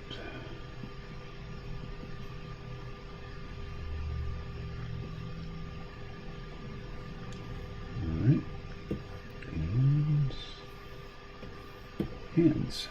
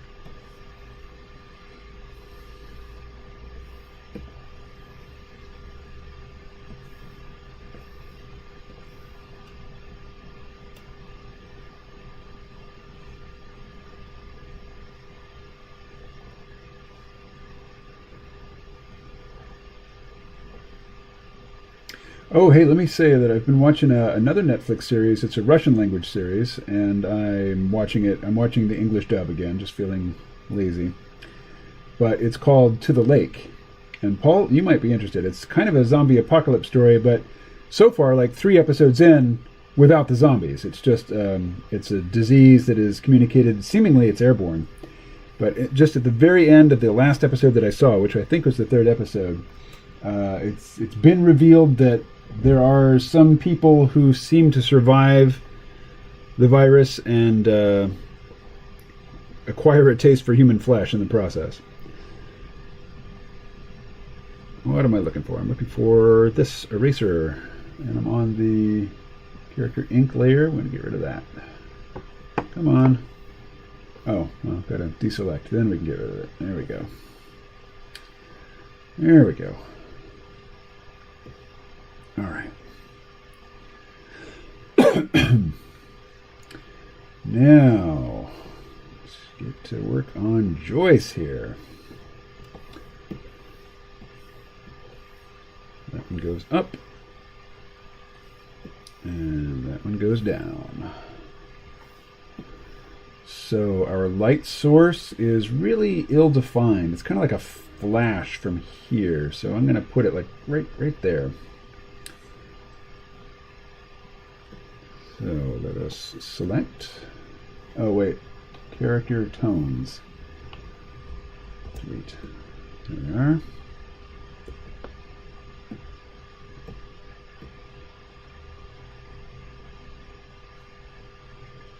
All right, and I've been missing stuff.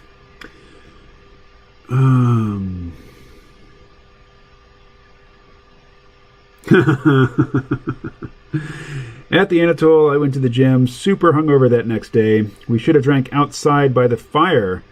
I could have gotten drunk and rowdy, real redneck style. Well, next time. Lots of opportunities for that. Hopefully I can bring Rose next time. I've actually been thinking about moving to Texas. I mean, since the pandemic, I'm just hunkered down. But my oldest son was talking about moving to Texas, and Texas is a more economically vibrant area than here. The lake sounds cool. It got good reviews too. I'll have to suggest it. Yeah, check it out. And as I say, the English dub is decent. I mean, you can tell that it's dubbed. But that's always going to be the case until we have AI to totally match.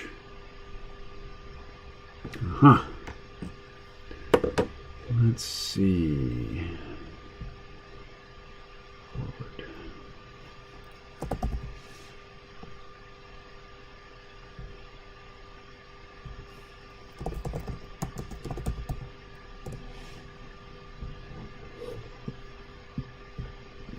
Ed sent me an email with a picture of the snow in his backyard. First snow. It was snowing here this morning when I woke up, but it's above freezing now, so it didn't stick. Where in Texas would you go to? Probably near the Austin area, near where Paul is.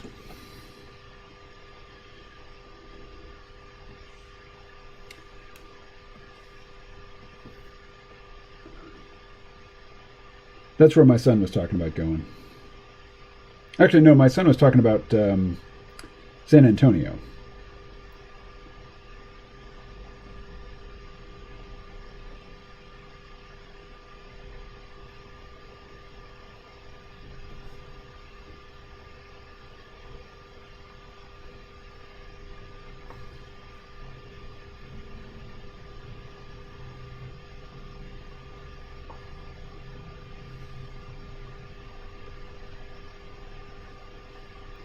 So, Mr. Johnny J. Roller, your contributions here are enigmatic, we'll say. Dalai Lama horn.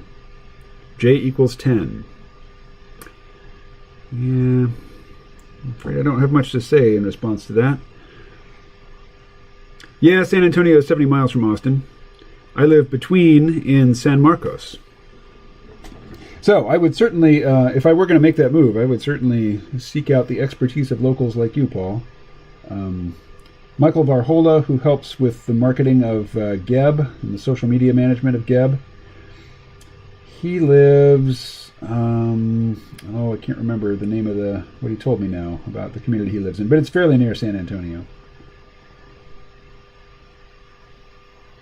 Paul, did you see, there was a Netflix animated series, but it was rotoscoped. It looked a lot like Waking Life, and it stars what's her name, Salazar.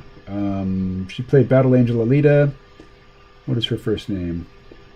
Anyway, she's in it, and Bob Odenkirk is in it. It's called Undone. So it's animated. It takes place mostly in San Antonio, and it's the story of a woman with, a history of mental illness that she's seemingly had recovered from a long time ago, and but her father is dead, and she's having visions of her dead father, and she sees her dead father standing in the road while she's driving, and it causes her to have an accident, a car crash, and she's hospitalized from that, and the ghost of her father starts appearing to her in the hospital. And the father is Bob Odenkirk, you know, Saul from Better Call Saul and Breaking Bad. Rosie Salazar is her name. I like her a lot. Anyway, if you haven't seen it, it's worth your time, even if you have no connection, you know, to that part of Texas. But given your connection to it, you might find it even more enjoyable.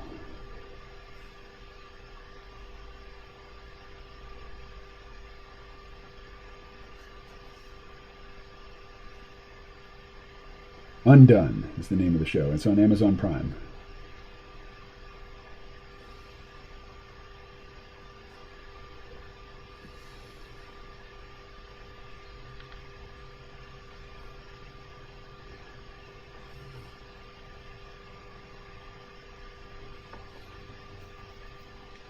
Yeah, it is super cool. 18 years old, human brain, mature at 26. Tattoo. All right. Yes, you remain enigmatic there, Mr. Jelly J. Roller. All right. So I said there was going to be a second stream yesterday. I did return to drawing yesterday. I made some progress here, but I did not stream it.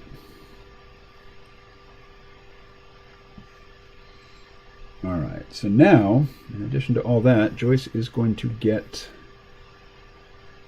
what used to be called Zipatone. Now it's just a dot pattern. How about that one? Nope, too big. How about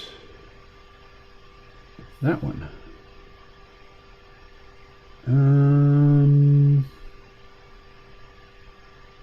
No. That one. Still too big. That one?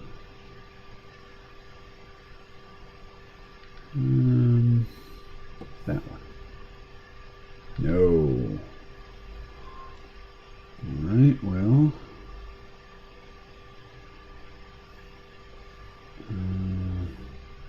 That one? No. Not white. All right. That one. All right, we're going to go with that one. So now, I've just dragged it in and dropped it in, but now if I grab a pen, I can draw with the dot pattern.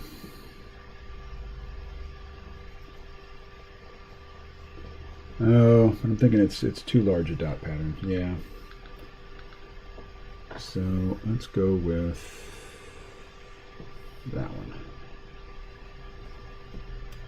Ah! Not what I meant to do. Nope. Try again. Like that. And, oh, what's happening?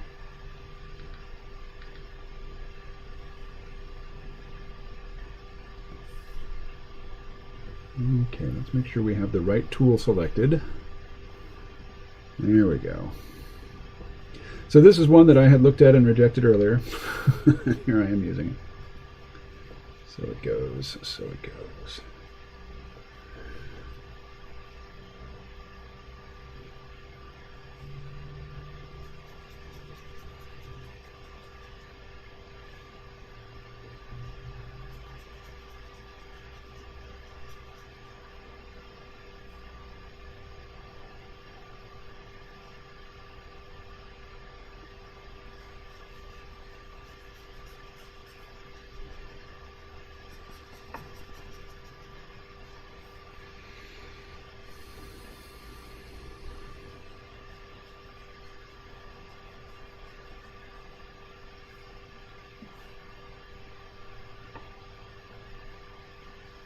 All right.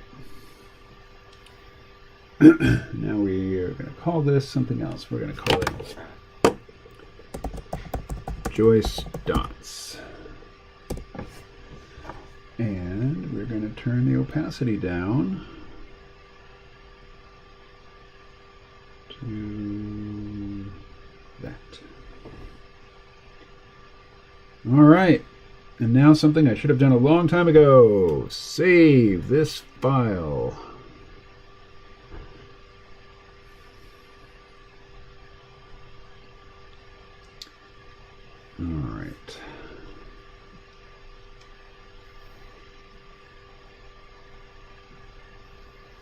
What am I doing? What am I doing?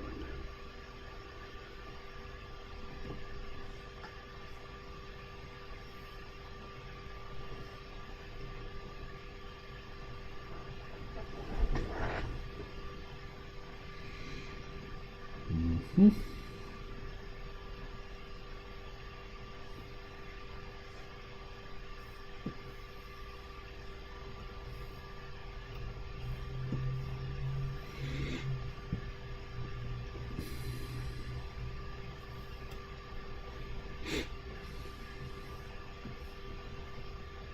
No, not that. What am I doing?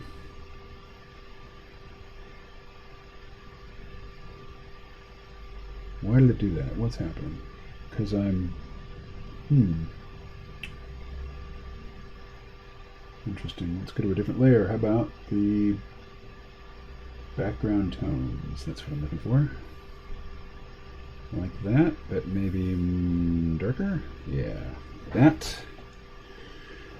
And now, see, I downloaded the newest version of Clip Studio Paint, and it doesn't have the same patterns in it that the old program that I was using on my other computer had. So the look of the comic has changed because I have a newer version of the software and I don't know how to make it do what I'm used to having it do. All right, so let's grab this one and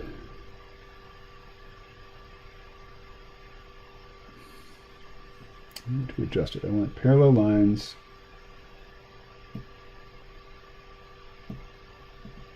Right. Okay, how about this? We'll cancel, and we will draw.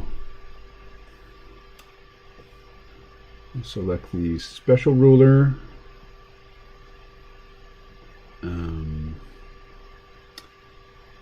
Parallel lines.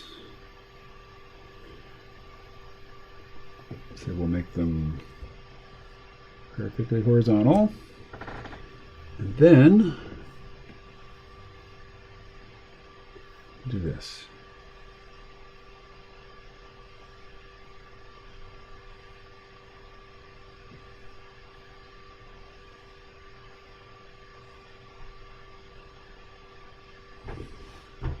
No, I don't like it. All right, let's try. Well, we can just drop that same cross-hatching pattern behind it. Let's do that.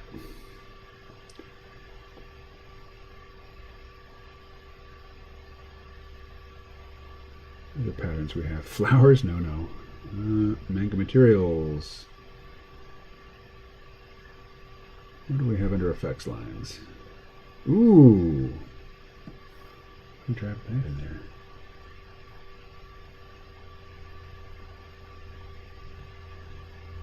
Yes.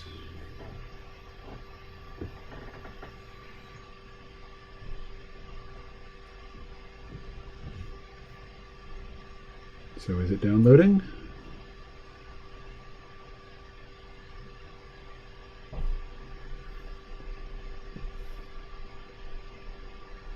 All right. Actually, I kind of like that. Make it smaller. Come on, smaller. Nope, no, bigger is better. All right, what if we flip it? Come on. Yeah, I like that. And I'm gonna pull it down here below character tones. There we are. Not bad. Let's go a little bigger. Like that. No. Smaller.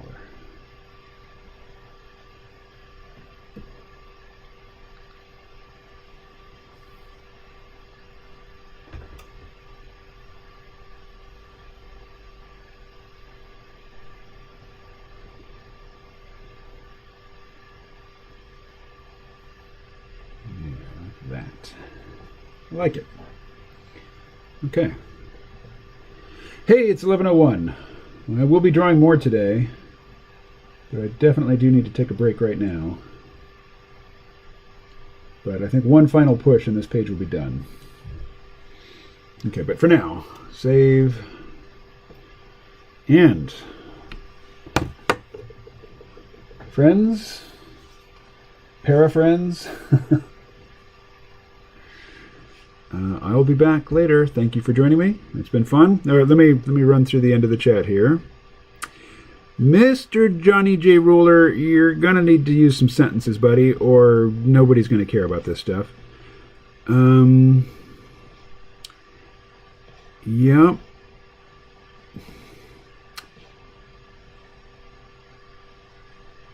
Ambidextrous, switch, Italian, deviance, Easter egg, am I? Are you an I or are you an AI? New keyboards are tedious, double updates, corrections. See you later. Have a nice day, everyone. Bye, KMO and Rose. Rose, I'm afraid, is she's been gone for a while now, but I will tell her that you said goodnight. And I'll see y'all later. Thanks much.